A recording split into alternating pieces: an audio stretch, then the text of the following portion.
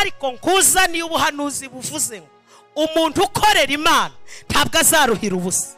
Noneho urankunda kurushaho, burya Imana yishura amadeni ikanasigaza ibiradutunga. Imana izanye icomoro kiruta igikomere umaranye iminsi. Imana ineza yayo iraranda, bivuze neza ra cyamvuze ikinyaruhengeri. Ineza y'Imana igira imizi. Umumbwire ngo iyo hataba Yesu nawe wari guseba.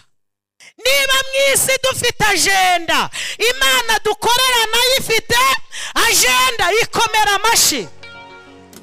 Wakorera abantu bakakwibagirwa, wabagirira neza bakabona ko wasesaguye. Iyo uteye imbere abantu bararakara, ariko abakorera Imana ntibazaruhira ubusa nubwo turwaza nk'abandi.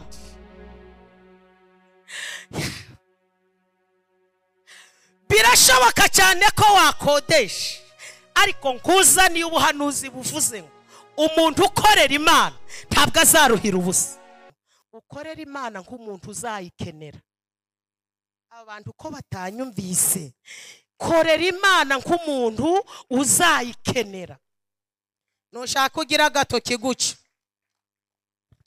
Abantu bakorera Imana ntibazaruhira ubusa.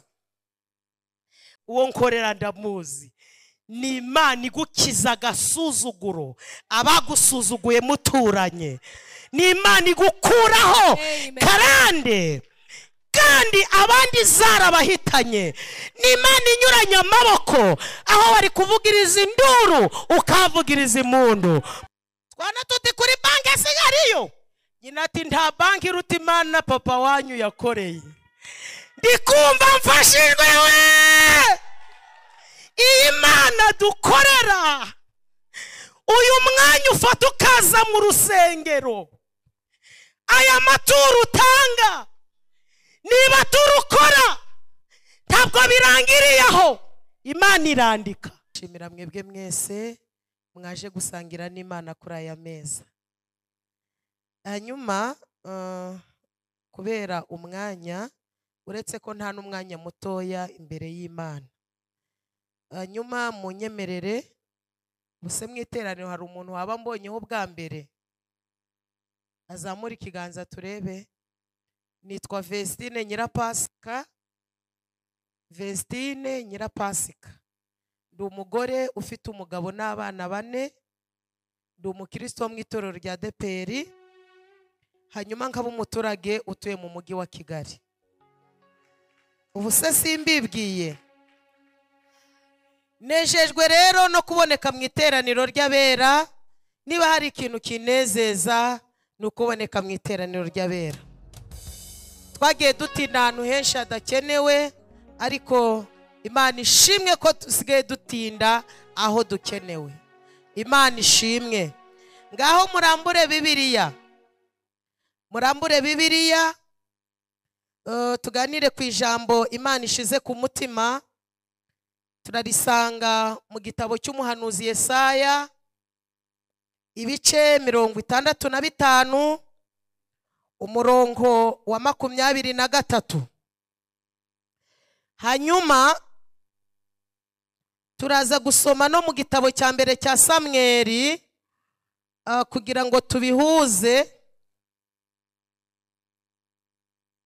Igitabo cya kabiri cya Samweli.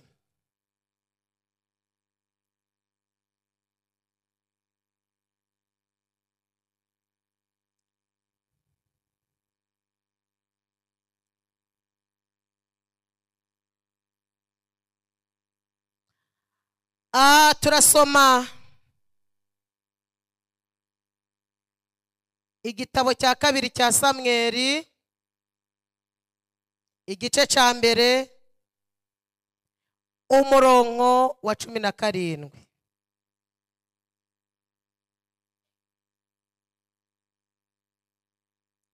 Dusome mu izina rya Yesu. Tubanze mu gitabo cy'umuhanuzi Yesaya 65 umurongo wa 23. Aravuze ngo ntibazaruhira ubusa kandi ntibazabyara abana bo kubona amakuba, kuko bazaba ari urubyaro rw'abahawe umugisha n'Uwiteka hamwe n'abazagira gutera. Dusubiremo twumve. Hari ijambo rivuze ngo ntibazaruhira ubusa kandi ntibazabyara abana bo kubona amakuba, kuko bazaba ari urubyaro rw'abahawe umugisha n'Uwiteka hamwe n'abazabakomokaho. Amena. Aha, igitabo cya kabiri cya Samweli igice cya mbere.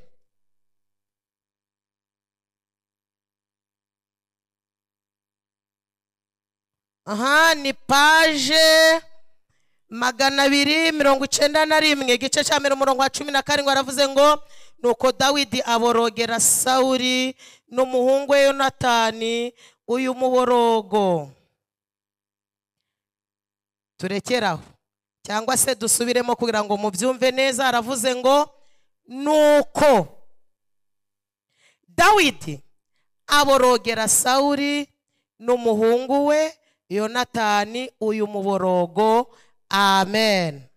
Munyemereye twasoma n'ubundi mu gitabo cya mbere cya Samweli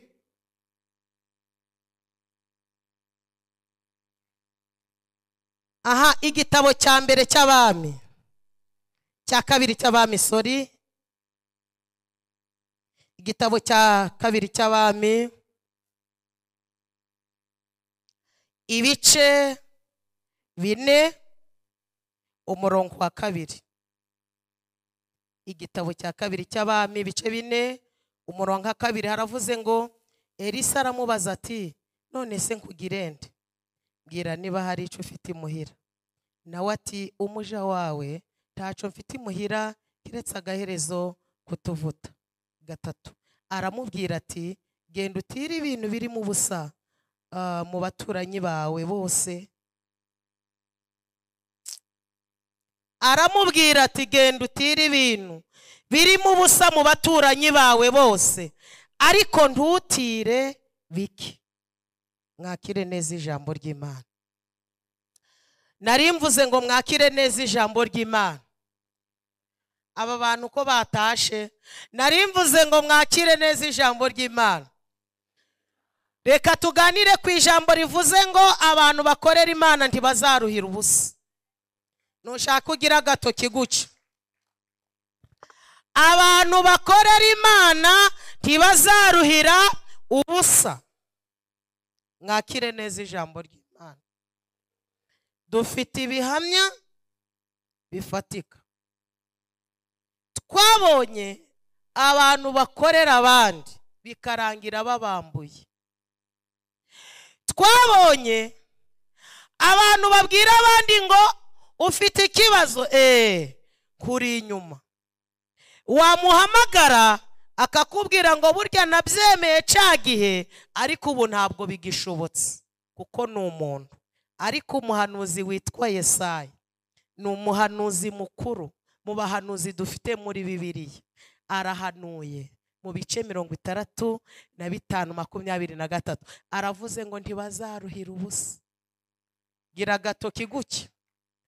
Ntibazaruhira ubusa, ntibazabyara abana bo kubona amakuba.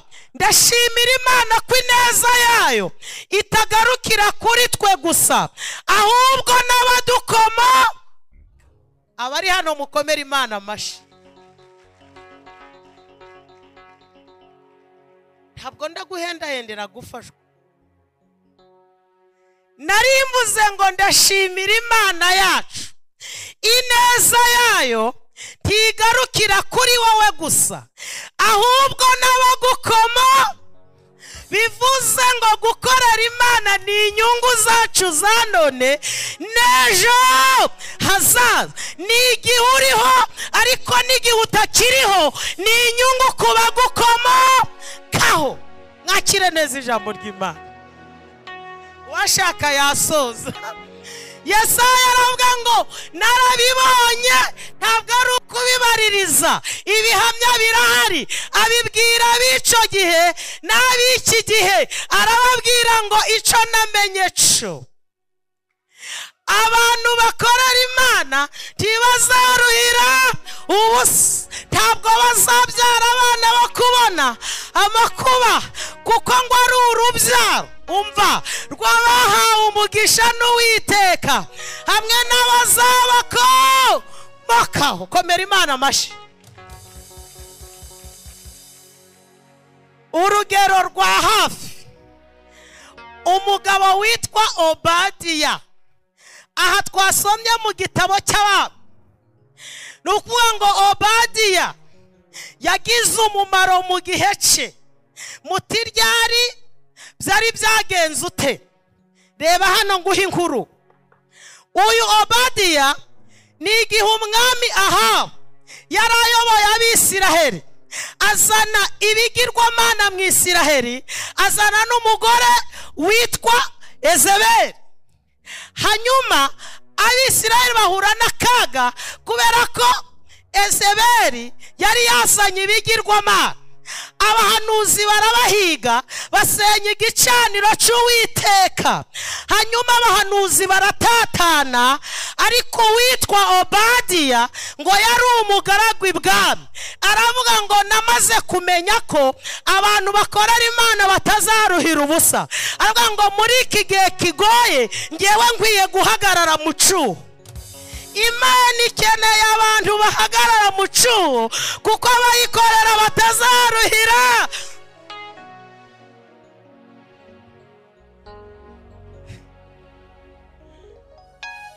nubwo turwaza nk'abandi,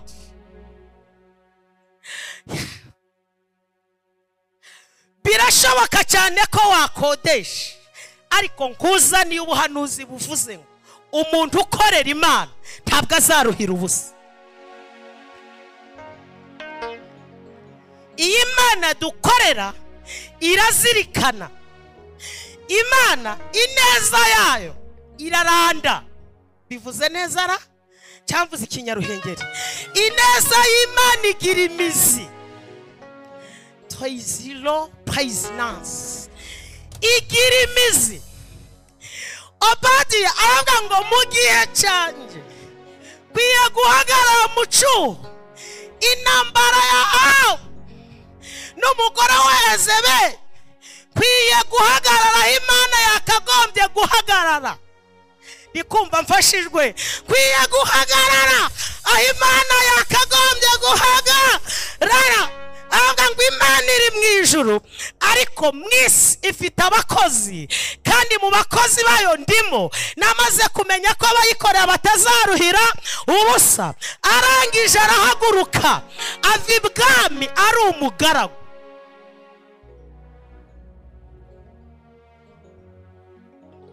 ndashimira Imana, ntabwo ikurebera mu kazi urimo nubwo kaba gasuzuguritse, iha agaciro ikizagukoresha. kandi iyi Imana icyo nyikundira, ntabwo yakubaza icyo udafite.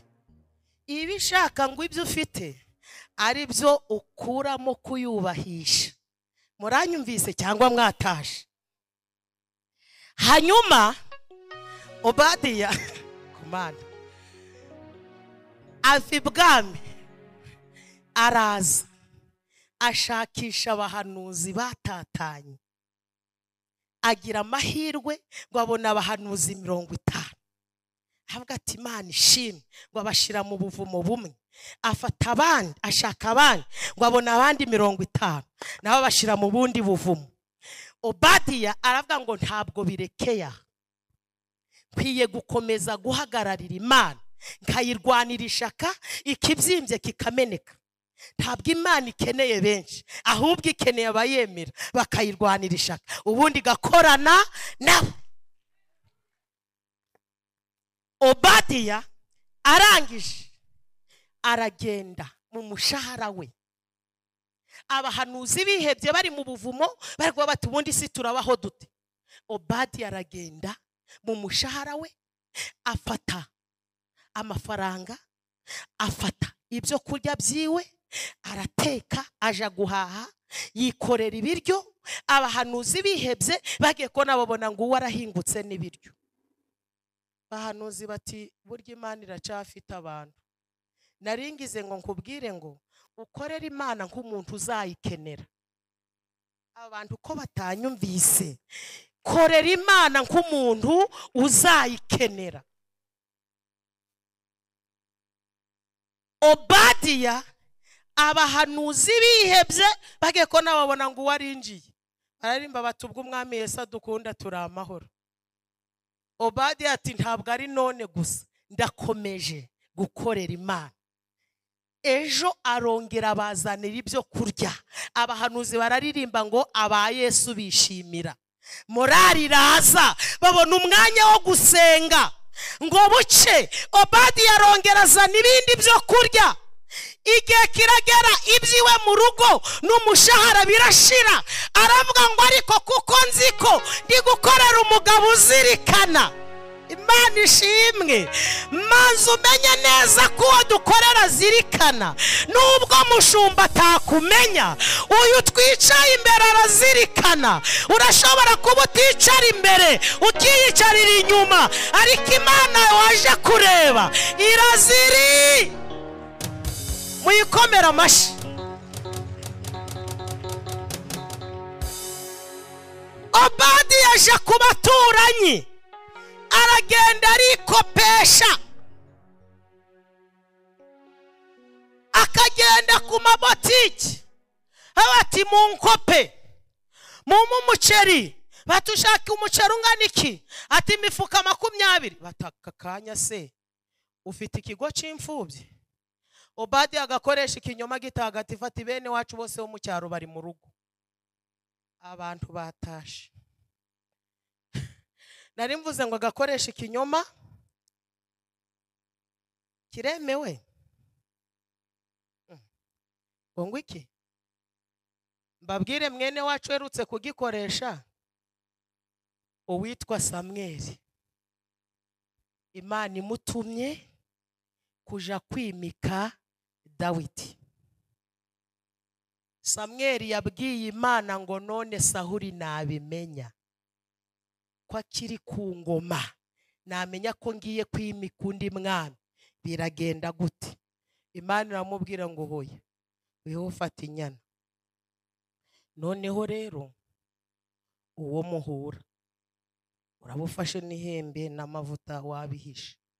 Uwo muhura umubwire ko ugiye gutamba. Yaragiye gutamba cyangwa yaragiye kwimika? Mu mpangahe ku 10. Babwire undi wa kabiri, mubabwire sogokuruza w'abizera witwa Aburahamu agiye gutamba Isaka. Yahagurutse azi neza ko ari Isaka agiye gutamba. Yari yavuganye n'Imana imbone nkubone.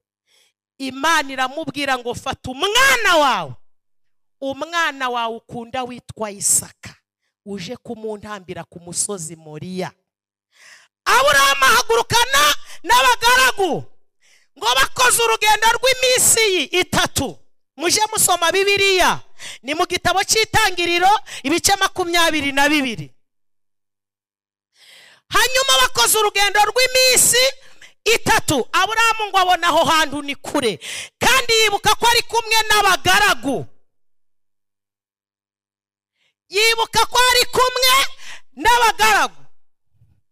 Aburahamu agira ubwenge, aravuga ati kandi Imana imamagara nta bagaragu bari bahari.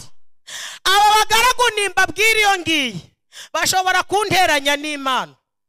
Nimbabwira ko ngiye gutamba umwana wanje Isaka, baratangira kubara imyaka namaze ndi ingumba. Batangire kubara ukuntu Sara yabyaye nta n'ibimenyetso. Aho guha agaciro Imana yakoze nta bimenyetso, bo baraha agaciro imyaka twamaze. Aburahamu ati have nkwereke. Ubundi ntukemere kugendana n'abagaragu, kuko Imana yaguhamagaye. Ijuru tujyamo ni umuntu ku giti cye. Umuntu uzi yajya kenshi abatahazi bibwira ko yayobye. Muranyumvise? Aburahamu abwira abagaragu ati rero mube musigaye hano, nge n'umuhungu wanjye tuje gusenga. Mubisome tuje gusenga hanyuma turagaruka. Bari bagiye gusenga cyangwa yari agiye kumutamba? Mumpaye ngahe ku 10?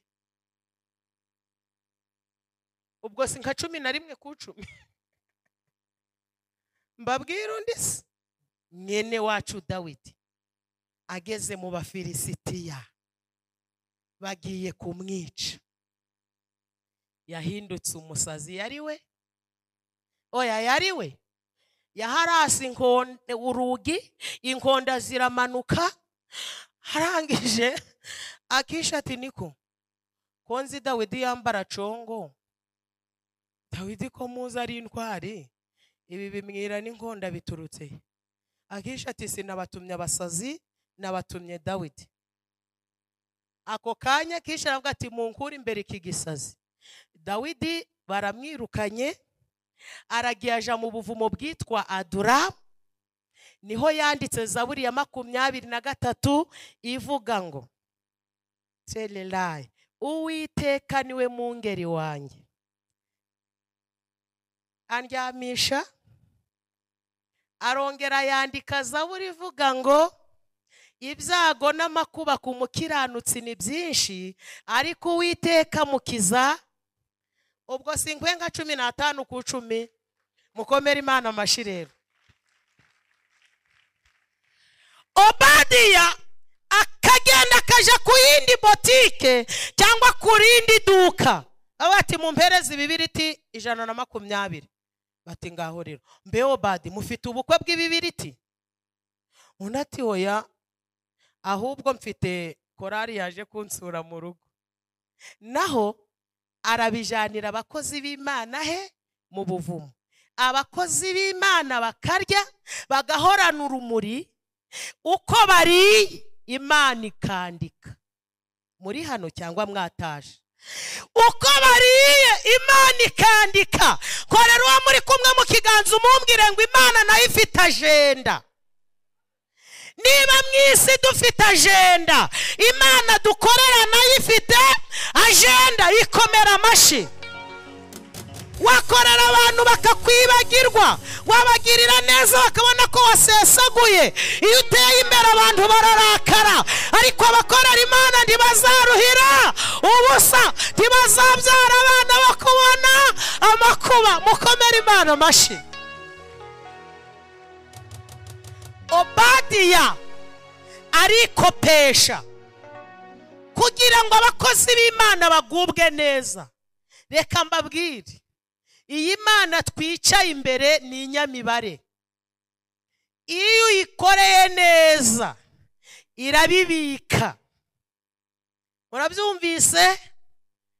Aho rukomeye Imana ishira ya neza imbere, ineza ikakubera ikiraro. Aho abandi batashoboye kwambuka, ineza igatuma wambuka. Muranyumvise? Urugero, buriya abahanga bavuga ko Doruka ntabwo yazuwe n'amarira y'abapfakazi, ntabwo yazuwe n'amarira y'imfubyi. Muti kubera iki? Aba bapfakazi abagabo babo bapfuye bararize, amarira ntiyazura abagabo babo. Izi mfubyi ababyeyi bamaze kugenda zararize, ariko amarira ntiyazura ba nyina na base. Ariko imirimo myiza abapfakazi ngo barayizanye, bayeretse umukozi w'Imana. Umukozi w'Imana avuga ngo ndabizi ko iyo twakurikiye izirikana. Muhaguruke mutere haleluya.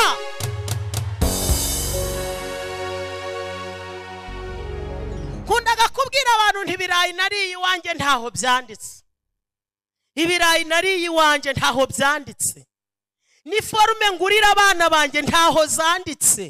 Imyenda nambara ntaho yanditse. Ariko umwenda nambitse umukene, Imana yagize gute? Ni forume naguriye umwana w'imfubyi, Imana yagize gute? Mirimo yabera izibukwa mbere y'Imana, izibukwa. Mirimo yabera izibukwa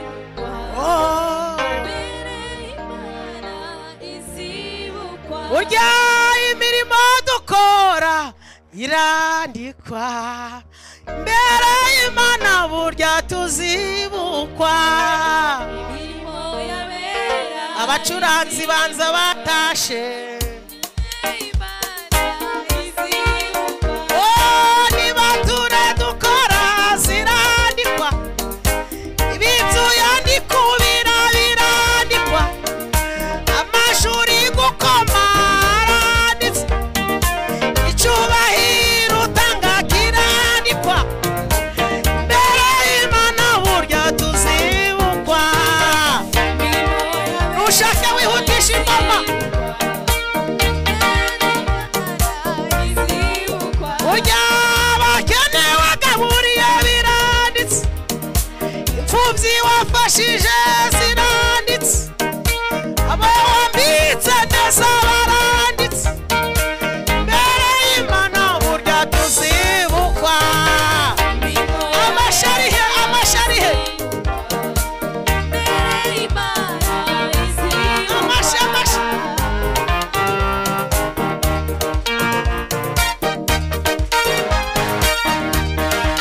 urekeraho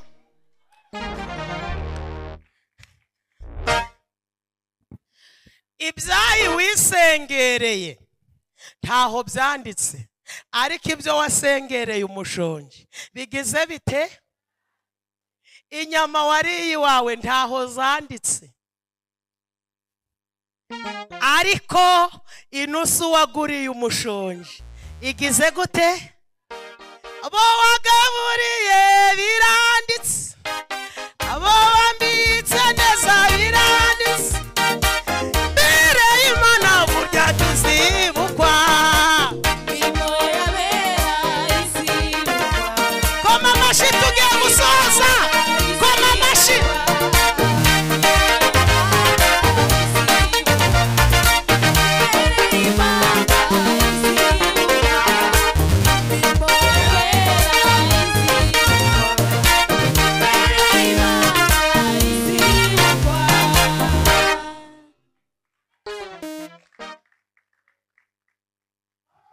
otishkayifo mumwikiririze ongera uyitere bakwikiririze tela asevoneka Mani mbwiye ko igukuyeho umutwaro umaranye imyaka hafi 27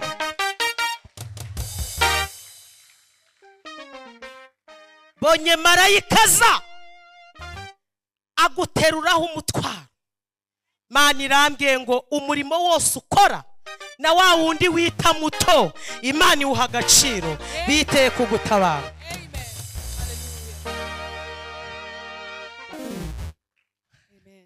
amazi waguze aranditse itike watanze iranditse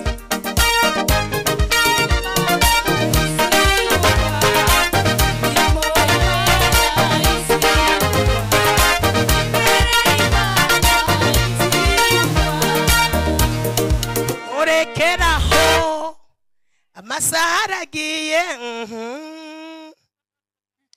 mami umubabaro nuwigiye gito ijoro naryo niryigiye gito ndirira kenshi muri isi ndimo ariko nuko ntarabona Yesu Imana izanye icomoro kiruta igikomere umaranye iminsi Imana igukuye mu guhumba nawe ugiye gusarura Obadi yakomeza kugaburira abantu b'Imana uko bariye umuceri Imana ikandika barya ibirayi Imana ikandika barya dodo Imana ikandika igihe kiragera Obadiya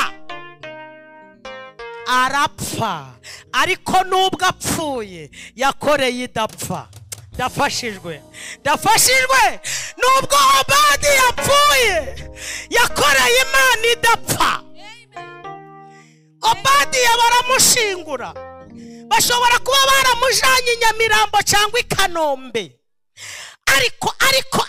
ariko nubwo bamujana irusororo, iyo yakoreye ntijanwa irusororo. Ni Imana idakorerwa ikiriyo, ni Imana itikorerwa muri serike, ni Imana izirikana.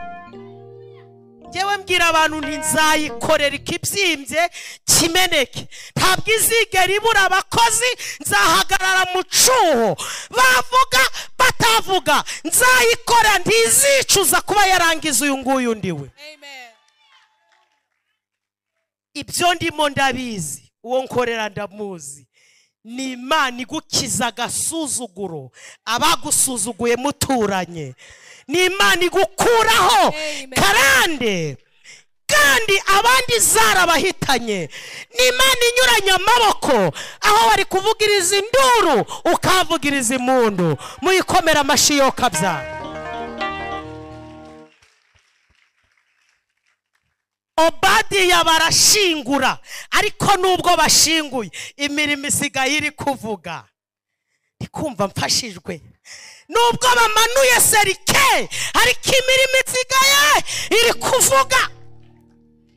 Obadiya barashingura, umugore wataha ari kurira, ariko Imana yaranditse. Hashize iminsi mike, umugore agiye kubona abona umwishuza araza.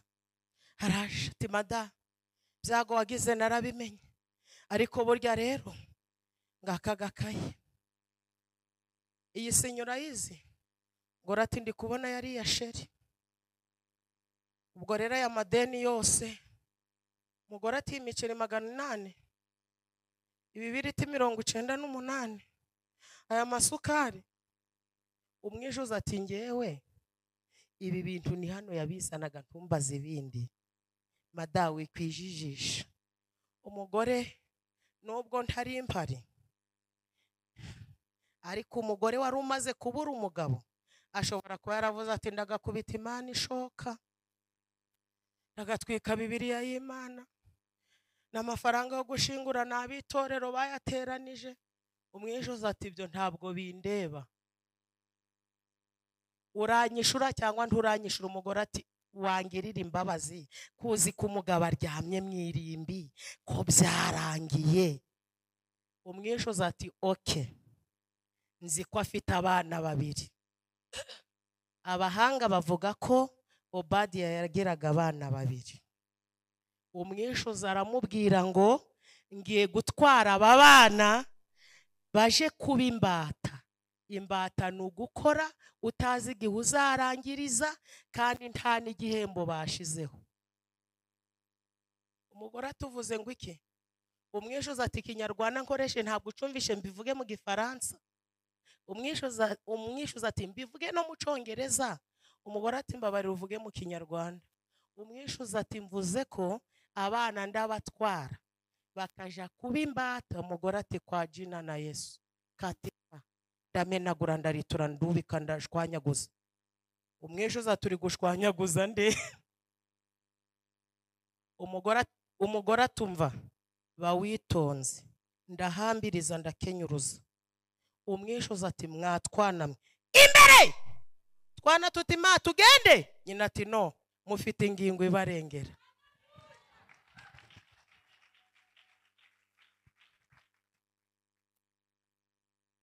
Twana tuti kuri banki sigariyo. Nyina ati nta banki iruta Imana papa wanyu yakoreye. Ndikumva mfashijwe we.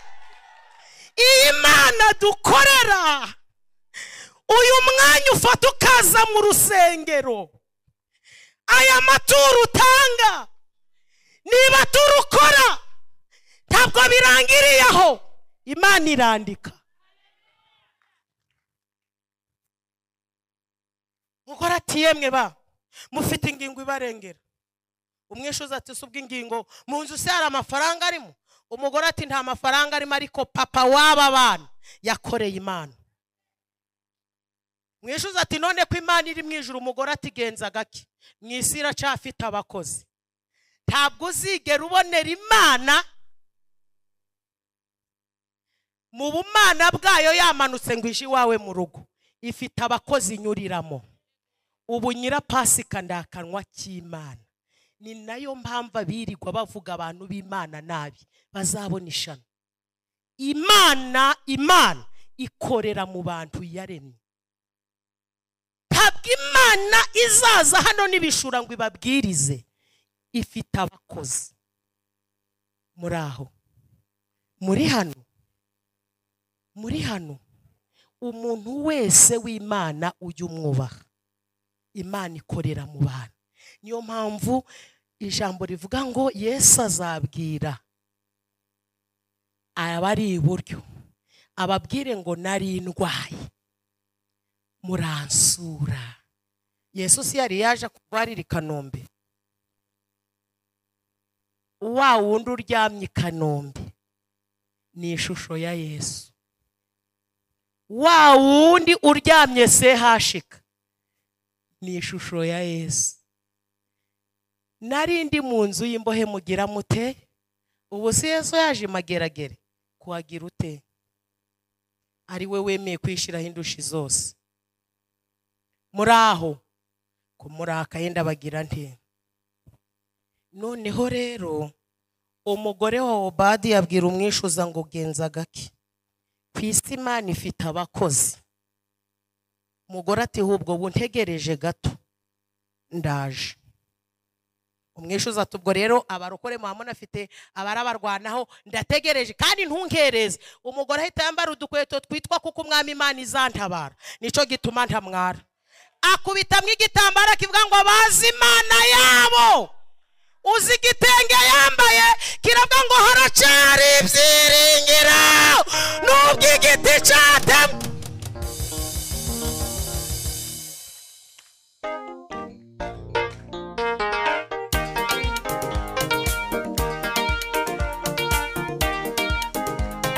Haracari ibyiringiro nubwo igiti cyatemwa.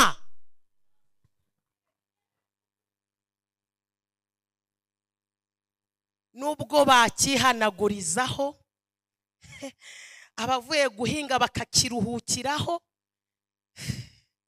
abana bakagiteraho baro, uwagiteye ngo arongera agategeka ibihe, imvura ikagwa iyo cumvishe.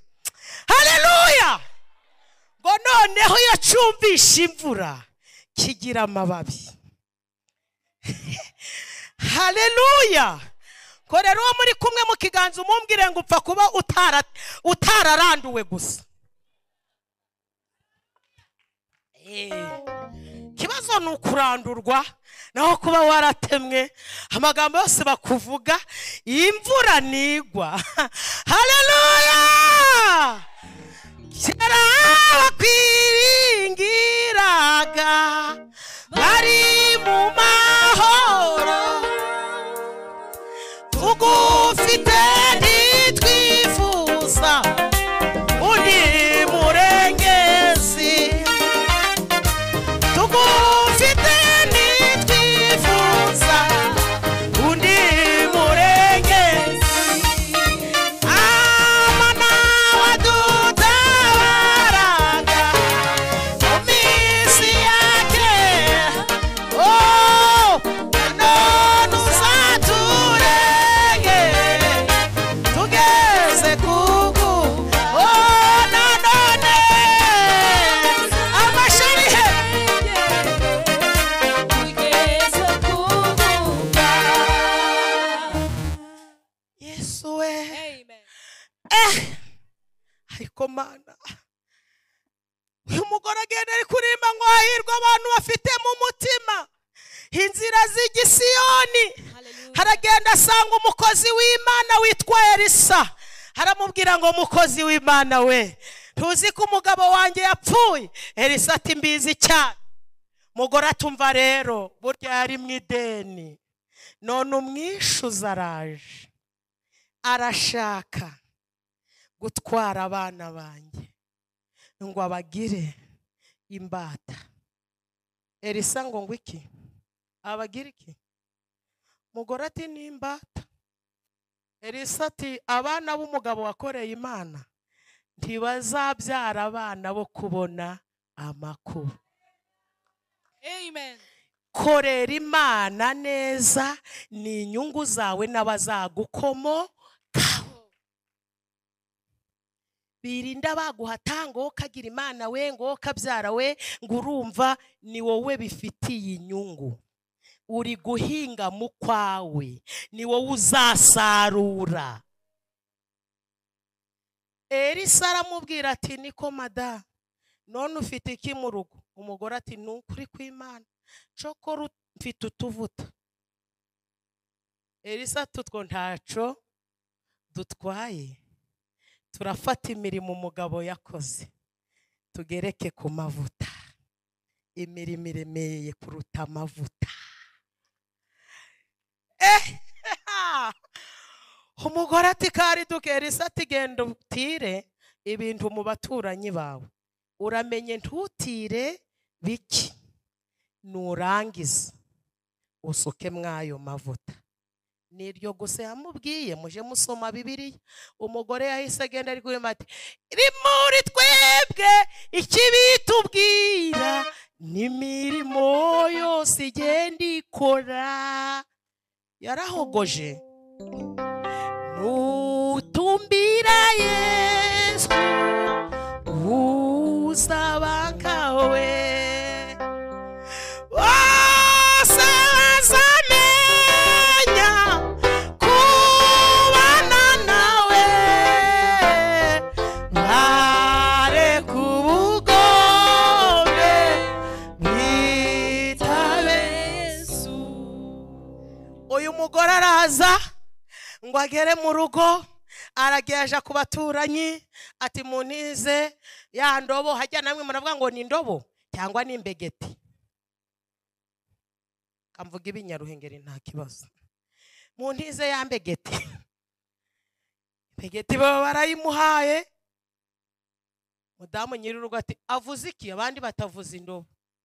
Mudamu ati nubundi se ko nta byo gushiramo afite, mumurebere rwa rugunguru runini, murumurebere kuko nta byo kujya afite arashiramo.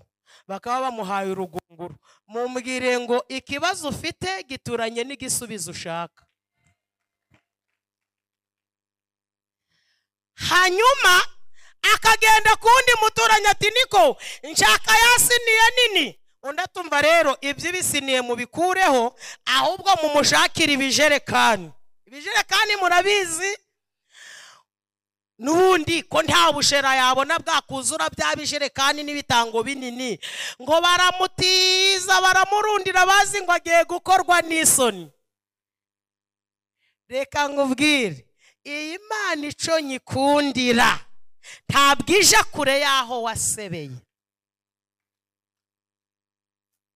Uyu mugore ibikoresha arabizana. Uyu mugore ndamukunda, yari umunyabwenge cyane. Abagore bagenzi banjye, uyu mugore nitugera mu ijuru tuzamuha imikono. Uyu mugore ngo yinjirana mu nzu n'abana be, nta muturanyi. Arangije afata ya mavuta, bati Mana umugabo wa ibuka ko yasanze abahanuzi mu buvumo. Imana ngo ikibukiyo neza. Yaratwimanye uwo Yesu murekeraho murananiwe. Imana ikibuka neza ngo amavuta kuzura. Umugore akagenda agasuka mu kindi ati Ma ibuka ko umushahara we wakagombye kurihira aba bana yawuhaye abahanuzi, ikindi kikaba kiruzuye. Umugore akagera ku kindi ati ibuka rya joro yikoreye isafuriya ari umugabo, ikindi kikaba kiruzuye. Umugore akajya ku kindi ati ibuka ko yabakoreye atitaye aho bavuka, ahubwo ashaka kukurwanira ishaka. Ibintu byose ngo biruzura. Mujye musoma Bibiliya. Ibintu byose ngo bimaze kuzura. Reba hano ngo bimaze kuzura. Uyu mugore yari umuhanga, abwira abana tumva mwabana nta kindi gisigaye. Abana bati ntacu. Mugore ati aha, murabona ko aya mavuta abonetse twari dusebye. Koreho muri kumwe mu kiganza umumbwire ngo iyo hataba Yesu nawe wari guseba.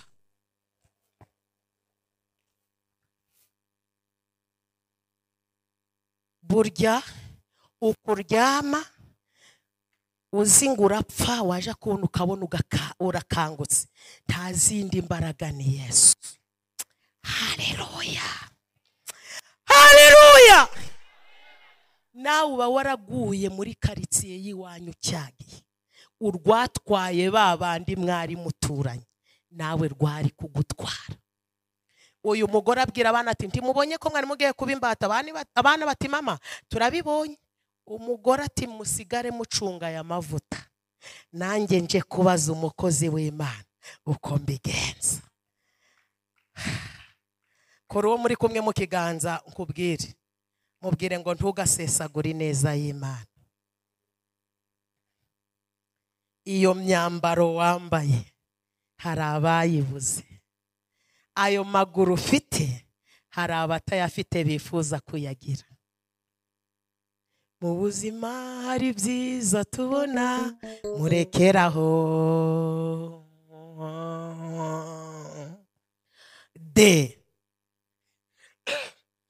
Uyu mugore abwira abana ati mwari mugiye kuba imbata, mubiha agaciro.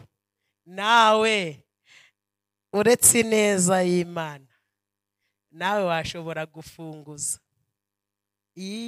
Nawe bavuga ngo mwansayidira. Kora uwo muri kumwe mu kiganza umumbwire ngo nukubera Imana nawe byari kuba. Hanyuma uyu mugore aragenda asanga Elisa, aramubwira ngo mukozi w'Imana, amavuta yaje, ibintu byamaze kuzura, siza abana bayarinze. Elisa aramubwira umva icyiza cyo kuja kugisha inama abaje gusenga. Haleluya, Imana igiye gukora igitangaza. Haleluya. Elisa aramubwira ngo mada, genda ugurishe wishyura umwenda asigaye. Ngiye kuvuga kuri aka kajambo ngo asigaye, noneho urankunda kurushaho. Burya Imana yishura amadeni ikanasigaza ibiradutunga. Ntabwo yakwishurira amadeni gusa ngo ureke kugutunga. Genda ugurishe asigaye agutunge wowe n'abana bawe. Uyu mugore araza, amavuta aragurisha. Abana bati ma ibi byavuye kuki? Nyina ati nuko papa wanyu yakoreye Imana. Abana bati Imana utayiririmbira yaba atanyurwa.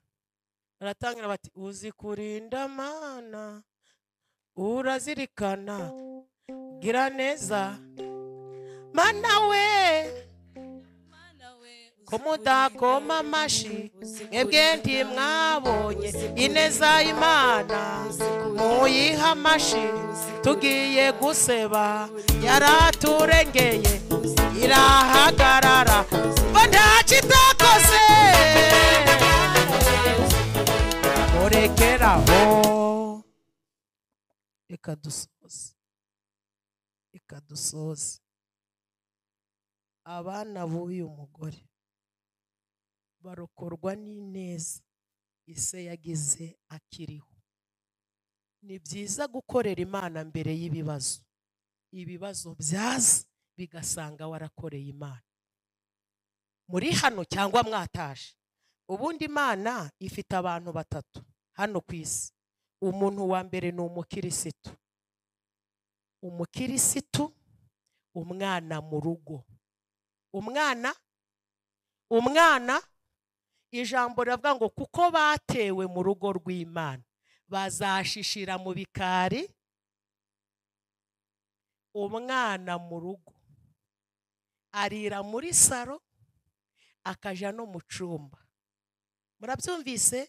Umwana mu rugo arisanzura. Umwana mu rugo aba yanditswe mu gitabo cy'irangamimerere.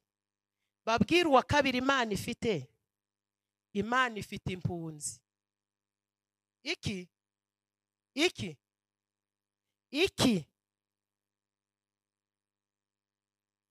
burya rero impunzi irya ku kiro. bayipimira amagarama, nta mpunzi yikoreramo, nta mpunzi igira ite. Aba bantu uko barakaye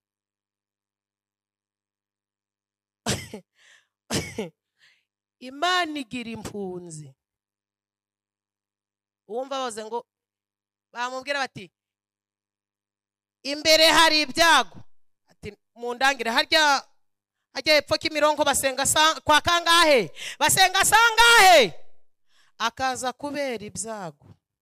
Imana ifite impunzi ariko nazo izigaburira ku kiro, ku nusu. Nta mpunzi irya kamwene gihugu. Aba baranyumvise cyangwa mwataje?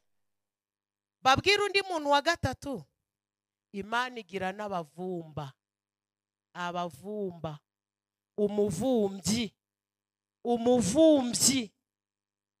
umuvumbyi mbabwira uwo ari we, ni wa wundi wamaze kumenya imbaraga z'Imana, akamenya uburyo k'Imana itabara, akamenya ukuntu Imana igira neza, ariko yaheze mu rungabangabo, yanze kubatizwa mu mazi menshi, ahora yitwa umushitsi, umuvumbyi, ntabwo ashaka kuba umwana mu rugo.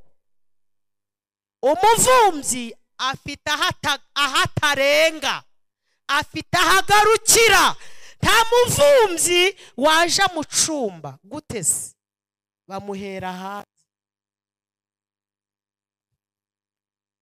Munebera ko hari abana baraho mubahereza ibivuzo, ariko umwana mu rugo anywa fanta. Kuzaniye ijambo rivuze ngo reka kuba umuvumbyi, reka kuba impunzi, ahubwo akorera Imana, uba umwana wayo. Abakorera Imana ntibazaruhira ubusa. Mwakire neza ijambo ry'Imana.